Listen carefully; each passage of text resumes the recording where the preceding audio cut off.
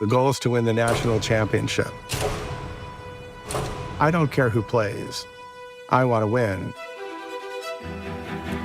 In 2007, Penn State unleashed a new era in college volleyball. They just don't have one big gun. They have like 5. The team won 109 matches in a row. Penn State walks in like the bullies in the playground. They play with a lot of confidence. They had the ingredients of a dynasty. A great pipeline, really good chemistry. Yes. Good job, Katie. Good job, Katie. A coach who knows how to push the buttons. Coach Rose is one of a kind. Might as well practice that if you're there, right? He's a hard ass.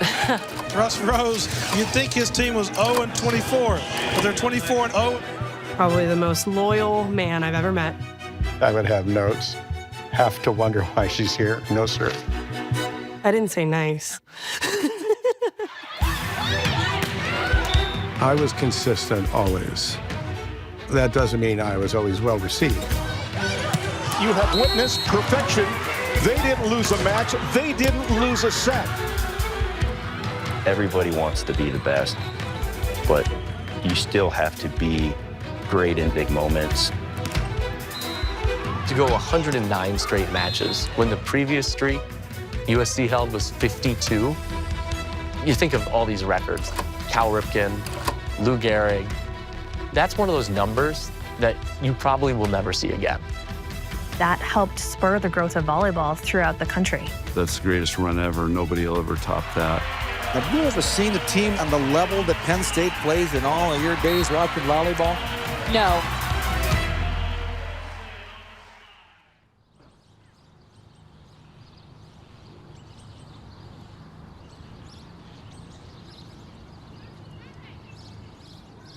Volleyball matters here at Penn State because Russ Rose and what he built. The biggest thing about Coach Rose, you either love him or you hate him. I'm forever thankful for everything that he did for us, even in those moments that I wanted to kill him.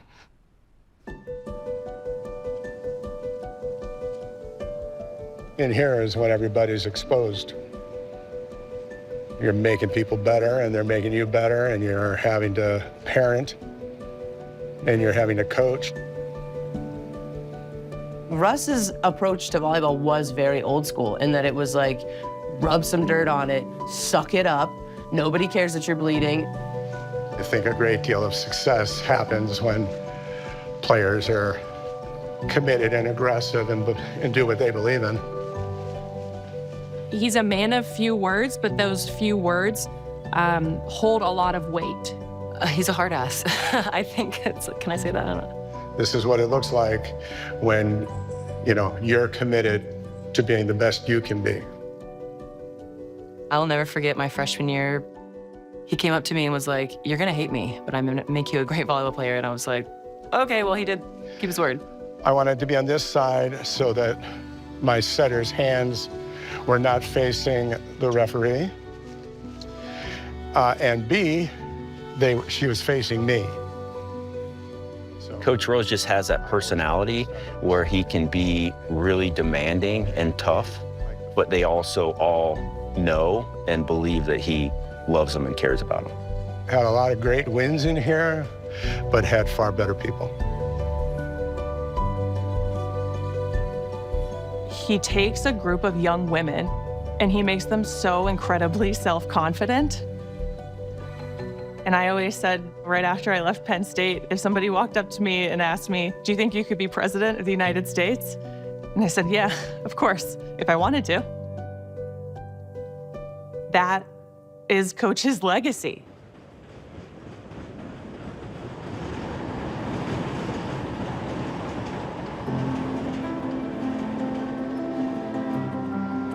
I grew up in the north side of Chicago.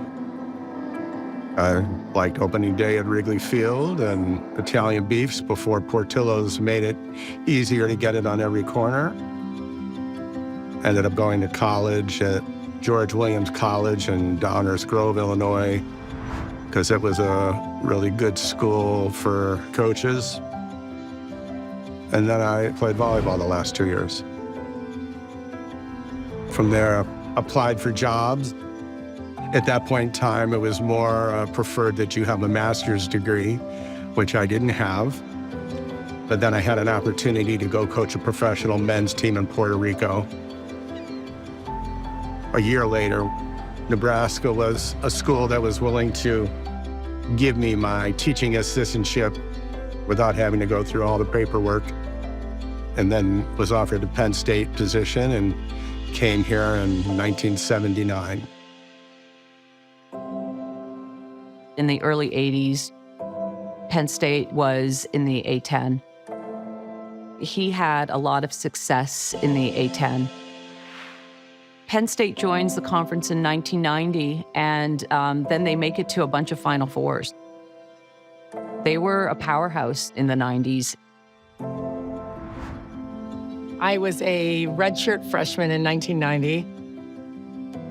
When I was a freshman, we were 44-1. 1993 was the first year that Penn State had been to the Final Four. We got to the final, and then 94, again, the Final Four, and finally the team winning in 99. We always thought about the 99 team, like day one, and the work that they did, and it was always ingrained. This is what Penn State volleyball is.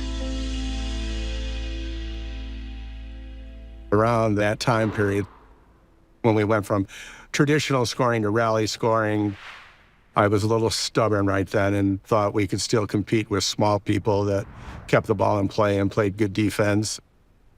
But I had to kind of adapt, and over a 2 or 3 year period, I was able to adapt by getting a Nick Fawcett and Megan Hodge.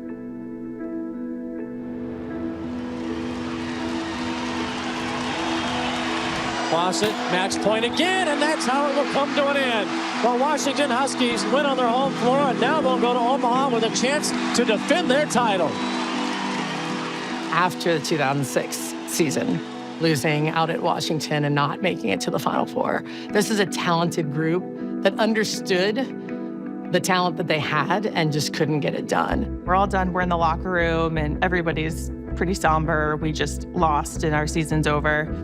And somebody has to walk out with coach. And because I was redshirting and I didn't play, they were like, Blair, you take one for the team and go walk out with coach. We're walking out of the gym, and he says, well, what are you gonna do about this? You know? And I said, because I'm terrified, freshman, you know, I'm going, oh, I'm sorry, it won't happen again, I promise, it won't happen again. And he's like, what do you mean it won't happen again? I was like, I'm sorry, we won't lose at the end, I'm sorry. And he just says to me, well, wouldn't that be something special?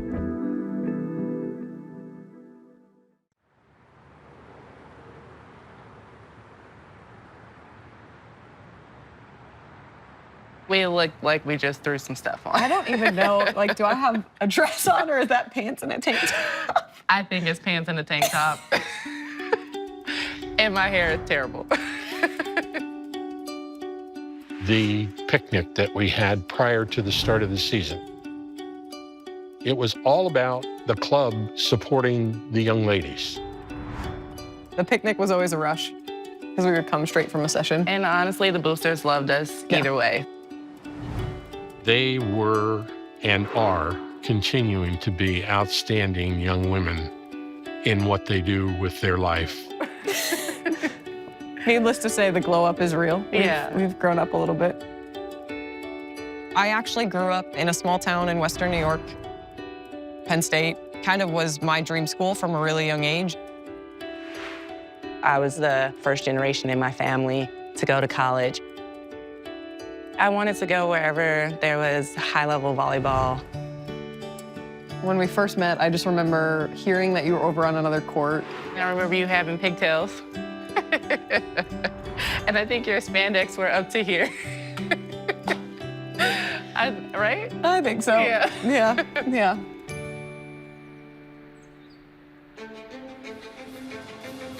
2007 was probably the start We thought we had a lot of talent, but there was a lot of freshmen and sophomores on that roster.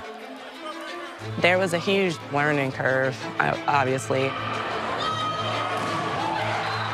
The last loss prior to starting this streak on September 15th, just Stanford at Yale in 5. And I got blamed for it. And I remember the drive home on the bus from Connecticut to State College. I'm just crying because I'm like, oh my God, it's my fault. Ari and I are sitting next to each other in the locker room. And coach says something to the effect of, you guys are never going to play again. And Ari looks at me and was like, we just got here. What does he mean we're never going to play again? And in my brain, I'm like, we're probably not, but we could keep trying. Oh, blocked by Wilson. After that match against Stanford, you could just see the determination and the, hey, this isn't what we want to do. We have bigger goals. That first year was just so much learning that had to happen.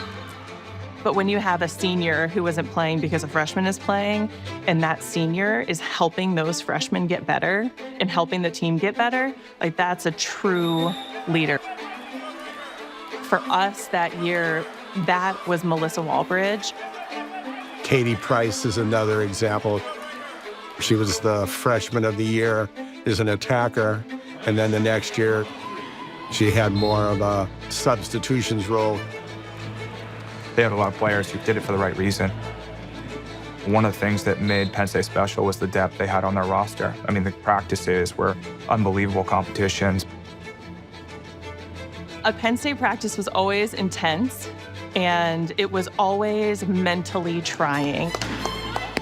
for the longest time, I couldn't go into the month of August without having like heart palpitations, like, oh my gosh, preseason's coming. Crap. Same thing, we don't want to catch the ball, Nick. The ball's passed there, practice passing the ball, do something. I'm not sure we're going to be allowed to play catch in the Big Ten. We worked on technique, but it was really more about handling pressure. Practice players in the gym, playing against the guys, just bouncing balls, but the challenge that presented. Tuesday practices were Torture Tuesday, so it was defense, and you knew you were getting your butt kicked for 4 hours. The ultimate standard was competing. We were prepared for every competition that we walked into because every single day at practice was harder than most matches. They finished perfect on the Big Ten season. They go 20-0. We were really good in 7. We were just really young. And I think if you ask most of the people that are involved in the program, they knew that there was a chance to win eventually, but I don't know if we thought 2007 was going to be the year we'd get it done. 2007 national championship, all the way out on the West Coast. 3 of the 4 teams were West Coast teams. One of Russ's best skills was his ability to keep the group loose. When people get to a Final Four, a lot of the times you get tight. The event affects performance, and sometimes it's not about the match or who you're playing, it's about managing the event. The day before the national semifinal, there's always an open practice. That practice can be for spectators, for other coaches that are attending the coaches convention.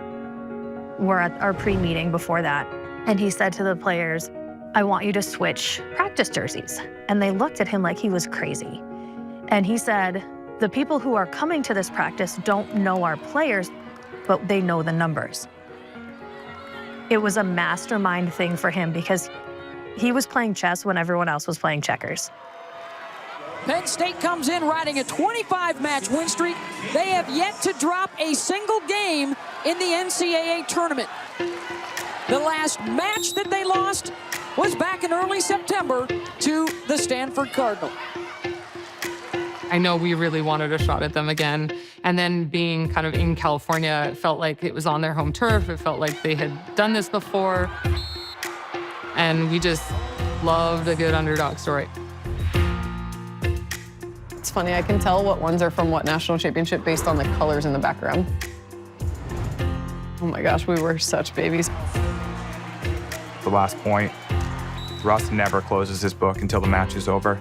And before the point was done, he had closed his book and he just said, set the big dog. and he wasn't pre-celebrating, but you could tell it was over. Free ball, Nittany Lions. Glass to Megan Hodge. It's over. The Penn State Nittany Lions are the 2007 national champions.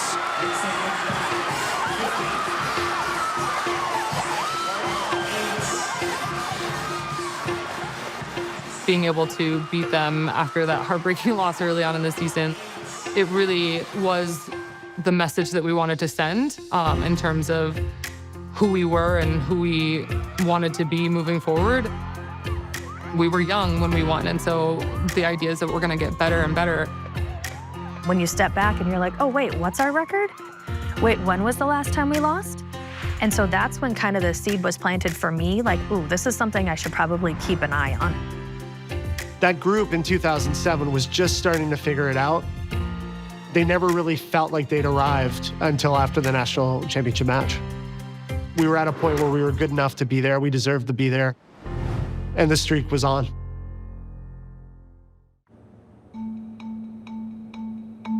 After that national championship, the volleyball team, I'm not sure, was really on the radar of the national media.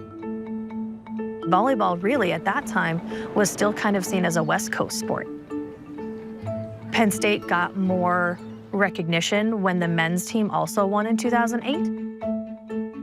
The synergy that exists between the men and the women's team here is one of the best things we have going.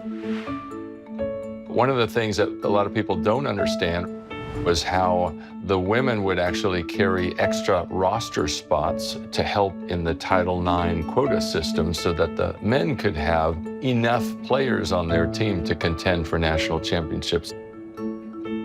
The men's game has influenced what we do, I think, a lot at Penn State. Not a lot of teams were using the back row attack. Not a lot of teams had jump topspin servers, and those are two things that the men's game really had a lot of. The other thing that we started to do that a lot of teams didn't really do at that time is run a faster offense. We were always trying to push the envelope as far as what was possible for women's volleyball. That's part of what made us so good. We weren't scared to try new things.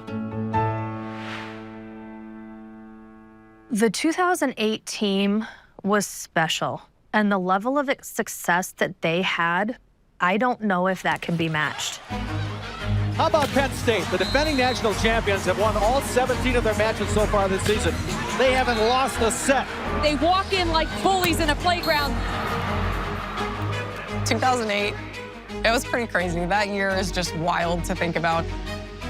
It was unprecedented.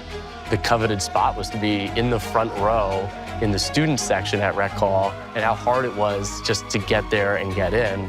But then also when you got there, what made it great was you knew they were going to sweep. These matches were fast. If it lasted an hour and a half or more, like, oh, they really got tested today.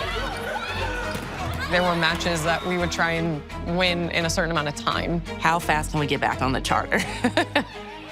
I hate to say it like that. It wasn't a cocky thing. It was confidence. The #1 team in America is still not lost. They have now won 41 straight matches. I'm sure other people think that we were probably cocky, but I never looked at it that way because we got served humble pie frequently. There were times when players would come out of the post-game meeting almost in tears because they didn't perform as well as they thought or Coach Rose thought. And I would be like, what's going on? And they're like, it wasn't good enough. I said, we just beat somebody 25-9. Like, are you okay? Penn State has now won 30 straight Big Ten matches, 43 matches overall. We were actually like having meetings like as a team without staff, like how do we save this season? 54th consecutive win for Penn State. They certainly wouldn't have felt pressure from me.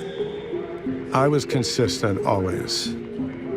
So that doesn't mean I was always well received. 56 consecutive matches won. Haven't dropped a set all year. Best team in the nation. I come from the old school baseball adage of you don't talk about a no-hitter when you're in the middle of a no-hitter. And so, like, I have to ask about it every once in a while, but I really don't want to ask about it too much. Okay, I know you guys hate talking about this streak, but it's pretty impressive.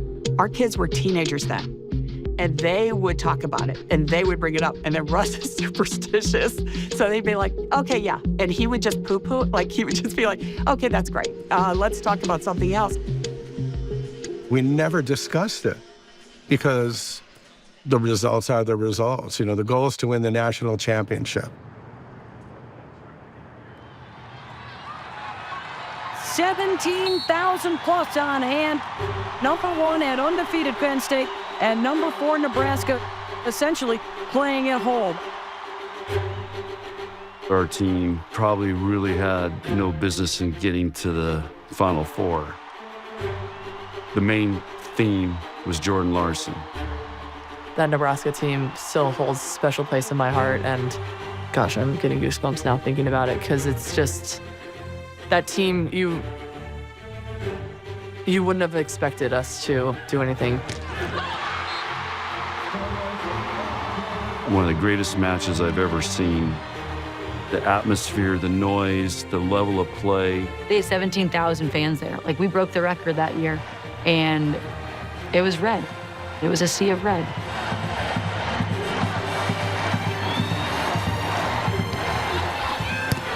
Penn State wins the first 2 sets, and you think, okay, it's been a great journey, but it's just not going to happen. We're not going to get a Hollywood ending.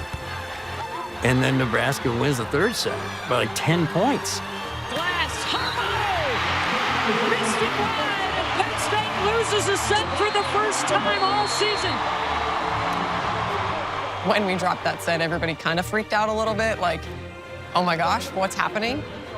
Coach always writes in a different color for every set, and all of a sudden he's into the 4th set pen that he hasn't used all year, and it's not working. And so now the staff is pulled in that direction, trying to figure out how to manage. We need a pen, and it can't be the pen of sets 1 through 3. I remember coming off the court, and we like kind of looked at each other and we're like, well, there it goes. There it is. Like, it had to, not that it had to, but I feel like we almost felt a sense of freedom in that we could just focus on the volleyball. The crescendo in that arena in Omaha after set 4 was the loudest, perhaps, I've ever heard. She does, and she tries!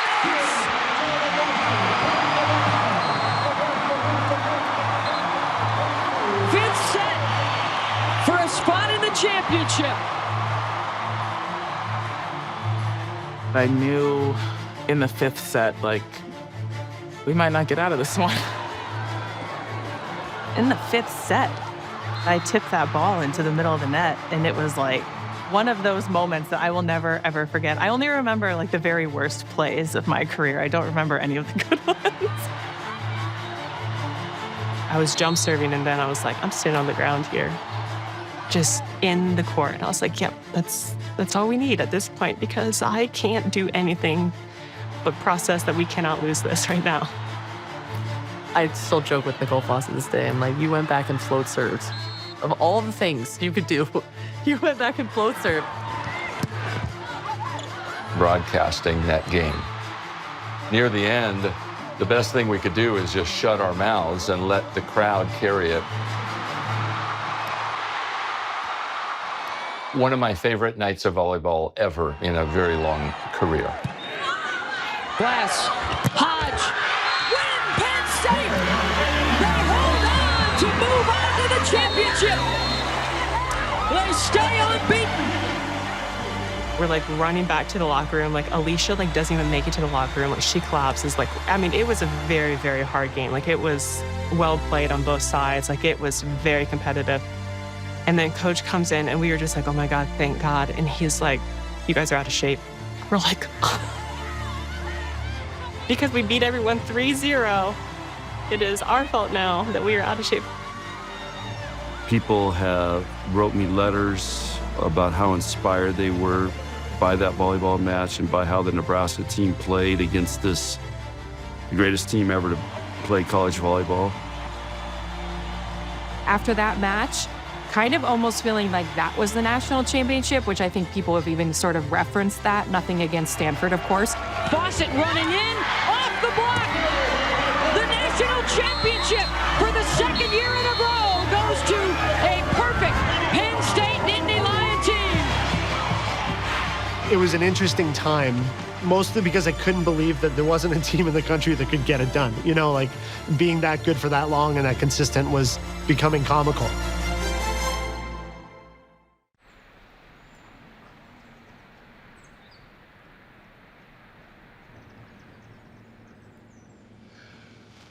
A random selection here, I guess. They're certainly not, they're not alphabetical, they're not chronological, and why would they be?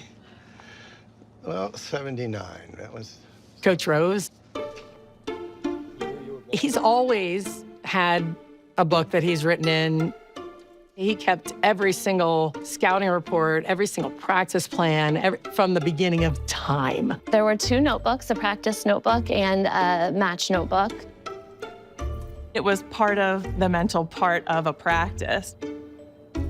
We always just wanted to know what was coming. A triple practice, 2 3-hour practices, 2 days in a row, 3 days in a row. And you're not allowed to look at the notebook. Everybody knows from freshman year, don't look at the notebook. Run to football. We had some people run out to the football stadium. Yeah, that was good. Somebody came back with ice cream and said she wants to quit. If he caught you looking at the notebook, there was always punishments. We also didn't have clocks in South Gym. He always wanted the athletes to be on their toes and not gauging how much they could give for a certain drill. I needed to know what was going on in practice. The players didn't. Sometimes I, recap after practice. I could write things, so it's funny at times where I could go back and actually see some of the sarcastic things that I would only write for myself. Good passer, no vertical jump. Another one, shoulder problem, but great condition. Another one, coming along, digs better than she can hit. Have to wonder why she's here, no serve. So those notes were for me. The book for matches, I was trying to make adjustments as the match was going on. I wanted to gather data. It wasn't like I knew anybody else that did that. I didn't, and I didn't care. It was just the way I did things. The match notebook was stats, and so he statted every single contact, every single time he thought you missed a play or something that you should have dug. So as an example, why I do my own stats. NCAA stats, if the ball's hit at you and you dig it, you have a dig. That's what it says, you have a dig. But if there were 3 balls hit at you and you only dug 1. He thought there was more to the game than just kills or errors. There was quality swings, how much damage you were causing. And so he was tracking those, and he had built that system over time to also allow us to compare athlete to athlete. I'd want to know how many serves the opponent missed, and I have their substitution patterns and our substitution patterns. I knew all the things that were going to help me for me. So he sat like this. He had his book on his lap, and he has a pen, and it's his lucky pen. And when people are getting announced, he tap, tap, flips, catch, tap, tap, flips, catch. If he didn't catch the pen, all of us were terrified. He was very into routines. You can call them superstitions, whatever it is, but that was part of his routine. If you watch every national championship, he has the same sweater on. I have the same sweater on. I had to be across from his bench, and I had to be in the same number of the seat. We had a phone call an hour before the match, every time. What I think was really cool about this team is that no matter what happened the year before, not only was the target bigger on their back the following year and it's gonna be more challenging, what they accomplished the year prior didn't matter anymore. That they had to go do it again. It wasn't going to be gifted to them. The list of superlatives for Penn State is endless. 2-time defending national champions, they have won 77 consecutive matches.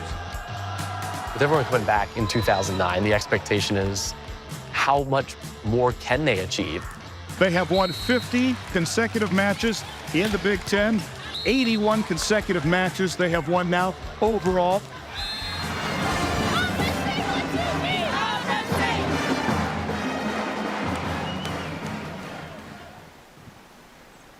Hey, Maya, bring me that volleyball right there. You gonna serve it to me? Oh, I'm not sure. Whoa! You got me. It's an ace. All right, let's see it. Strong hand. Woo! That was a good one. In 2009, Alicia Glass was a huge reason why the team was successful, and she was just magical as a setter. I got into volleyball at a really young age. My mom was a volleyball coach at the local high school, and I was a gym rat. We're a family of coaches. My grandfather was a basketball coach. He coached basketball at Northwestern. They were my high school volleyball and high school basketball coaches. When I was in high school, I was doing kind of the USA pipeline. I actually really wanted to set more than I wanted to hit, but I would go to the tryout and I would hit when they asked us to hit, and they were like, oh, you should be hitting. And so I would make these rosters as a hitter. So I only was really setting in club volleyball. I just always felt behind because I wasn't able to have those opportunities. And I had to beg them, okay, I know I'm not here as a setter, but can I just come to setter's practice? Can I just get some reps? The setter's a critical position. It's really equivalent to a quarterback, calling the signals prior to every play, really dictating exactly what offense you're going to run.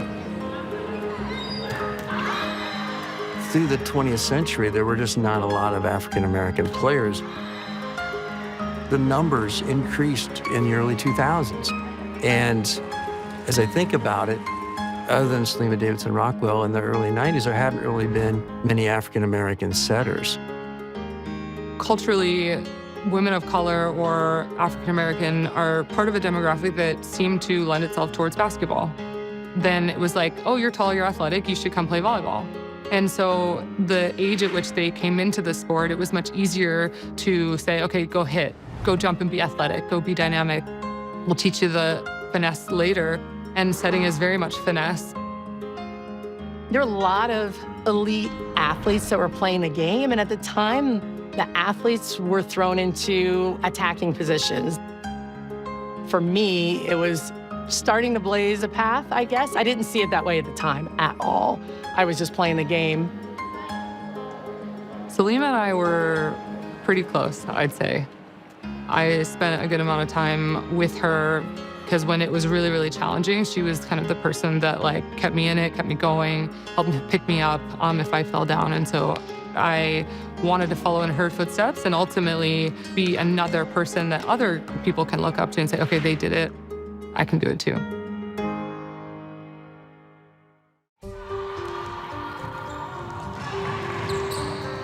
Let's go clean it up here. That's it, Cam. I was born in the Virgin Islands, but grew up in North Carolina. I found volleyball through my parents, and they both played for the Virgin Islands national team. I just grew up watching them and being a gym rat. I chose Penn State because Russ was one of the few, if not the only coach, that actually told me, I really want you to come here, but if you don't, our program will be fine. Megan was incredibly bright. If somebody came and said, we're going to do a test for the two of you, I already knew what place I was finishing in. As a player, she was an All-American, and she was a go-to player. At that time, the pressure for me was not about the streak. I don't think it was for a lot of the girls. This Penn State women's volleyball team is playing for history. If they win, it'll be at 88 for Penn State, and that would tie UCLA men's basketball. John Wooden, Bill Walton Company that won 88 in a row from 1971 to 1974. There was always this talk with media about how we had a target, how we were number one, how we were holding it, and we literally stayed the same. It didn't matter to us. It never felt like pressure because it was keep going, we're winning another one, we're winning another one. And so this is just on our path to win another one. Look at the eyes of Megan Hodge here on Halloween Eve. I was unaware that we were going to be tying that win streak. We were more focused on the fact that Megan was wearing those contact lenses. I got some white contacts for my Halloween costume. It was like a vampire or something. I kept forgetting because they were prescriptions, so I just felt like I had my normal contacts in. But like during serve and pass before the game, everyone kept looking at me weird. Coach was like totally freaked out. I remember thinking, we better win. Great dig by Quilico. And Brown with the score. Wow. That's part of who we were. We were a little bit crazy and outside the box. Free to be creative and to push the boundaries of what's possible. Here's the match point. They'll go to Wilson, blocked by Aria. Wilson and Brass. And they have just won their 88th straight match. John Wooden, Bill Walton, you have company. The personality of the group was that we are the best at what we do, and we want to show that we're the best at what we do. Ladies and gentlemen, congratulations to the 2009 Big Ten Women's Volleyball Champions.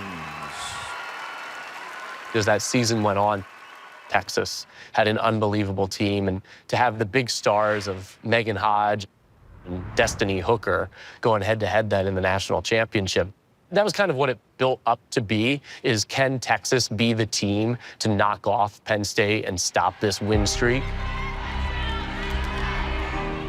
The Nittany Lions coming in 37-0, winners of 101 straight, and are now looking for the championship.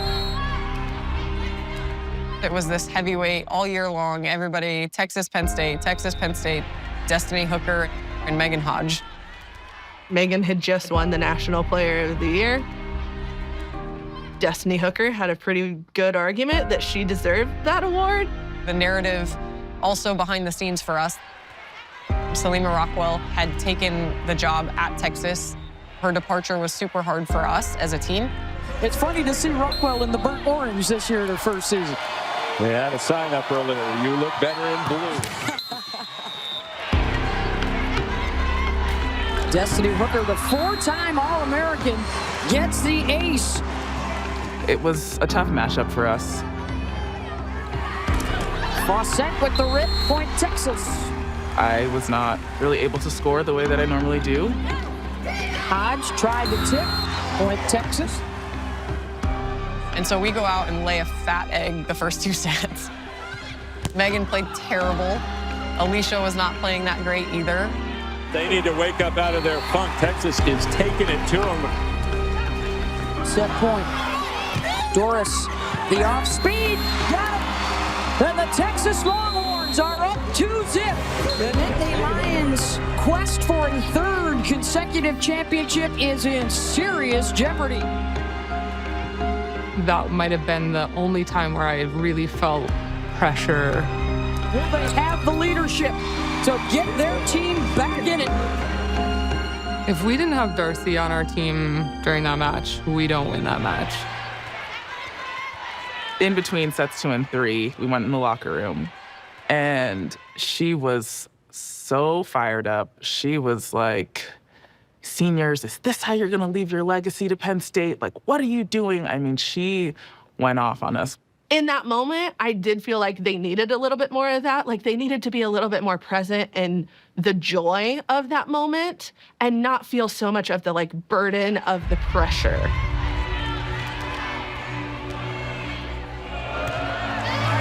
Looking for the third straight championship. Trying to come back from an 0-2 deficit tonight. Doris is denied. Outside to Dorton. Dorton showing a lot of emotion. The freshman trying to fire up her teammates right now. Darcy had an epic match. And that was a surprise to a lot of people. You don't expect freshmen to jump into the fray. They dug deep and slowly chipping away one play at a time, Megan raised her game. Here's Hooker against the triple block. Set point, Penn State. Hooker with the tip, covered by Dorico. Hodge, yes! How does it get better for Penn State than an undefeated national championship? How about another undefeated title coming from 0-2 down to get it? We were able to take that deep breath, reset, and come back. When we got back to who we were able to go, okay, hey, we know how to win this match. Set number 5 in the national championship match. They win this set. They win the title. Blair Brown right at Hooker. Dorton, second chance, and they get it. I remember Darcy going in that match and like with her finger pointing at Megan, telling her opinion on what needs to happen until she comes back in. What a huge play by Dorton.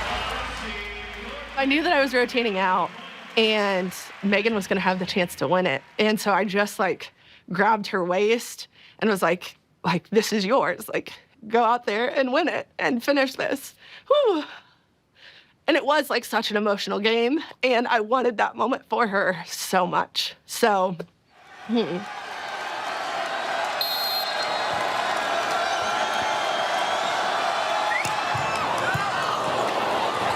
Glass on the overpass. Wilson outside to Hodge.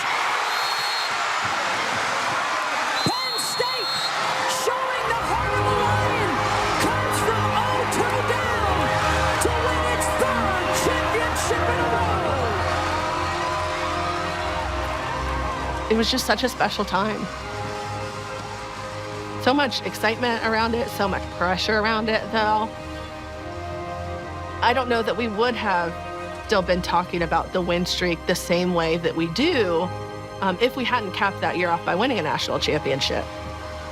And then after we won the national championship, very quickly, the gears shifted to now we have to repeat next year, and now we have to keep it going.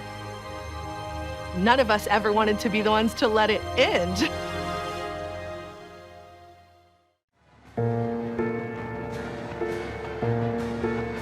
With every win, the target got a little bit bigger on our backs, and people were coming for us a little bit harder every single match.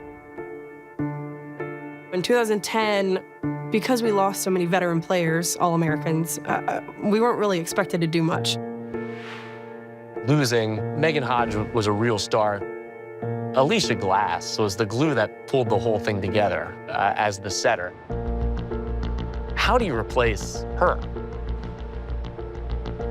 We started my senior year in a tournament. We played Florida, then we played Stanford the next game, and we got our butts kicked.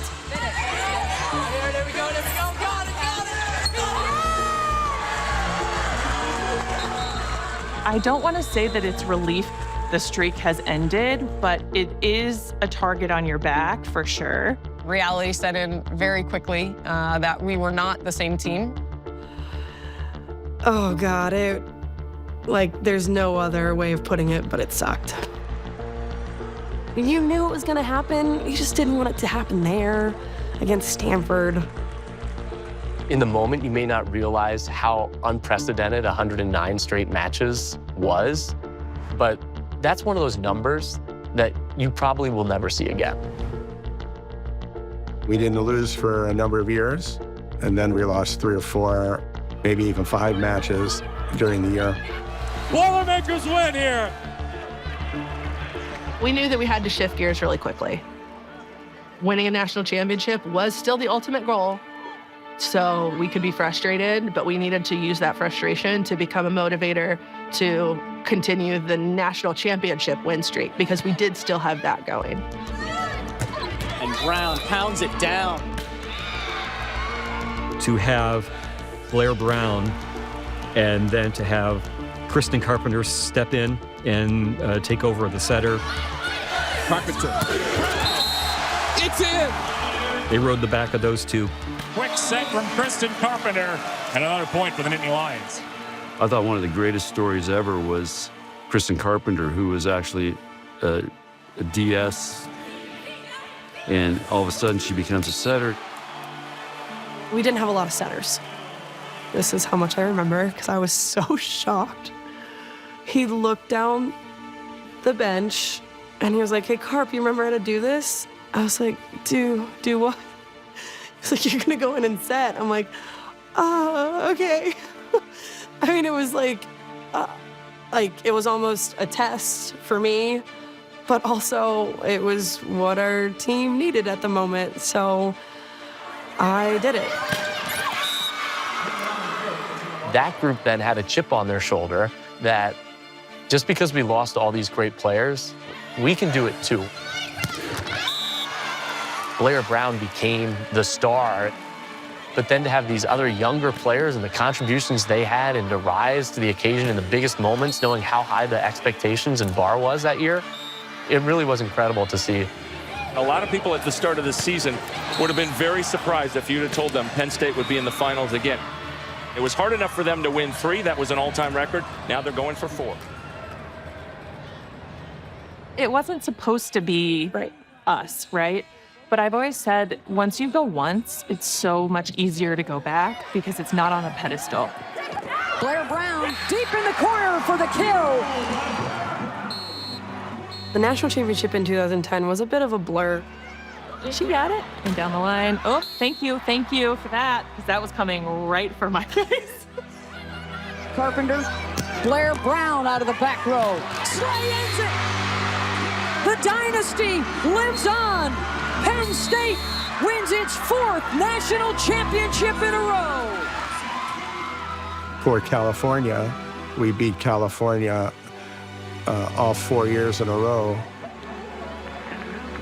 I was kind of shocked. You just put so much work into it ahead of time, you know, and then it's like you have one chance to show it, and that's it. Yeah. Blair, you never lost the last match of the season. Mm-hmm. That's really cool. But it just happened. Like every year was a new year. And it's coach. Yeah, I know. Like it's coach.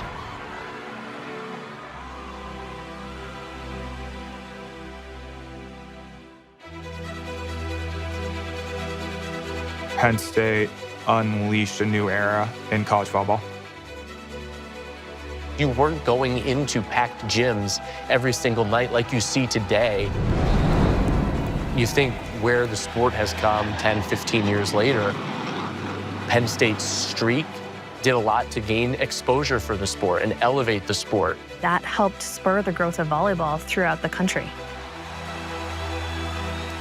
The goal is always to win, and I think we did as much of that as we could. I didn't know until I went back to Penn State. Someone said, yeah, and they only lost 5 times in their whole career, and they never lost at home. That actually came as a shock to me. That's what we were expected to do, because we knew that those opportunities weren't going to come forever.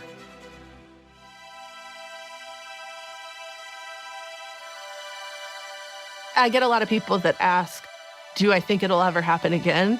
It would be incredible. I would love to see the record broken. I don't see how it's possible. That's the greatest run ever. Nobody will ever top that. I hope Penn State does it again. That would be actually a great thing if somebody could beat it. And good luck. I mean, do I want somebody to beat it? I hope that I hope there's like a little girl out there that's 12 right now that's gonna watch this and say, I'm gonna be that one. That's what I would love.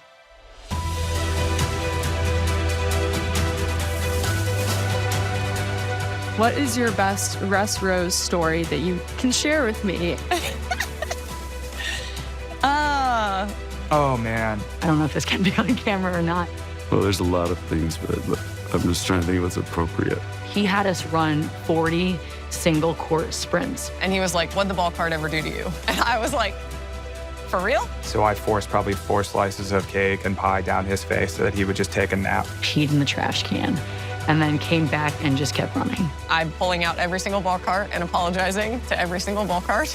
And that was life.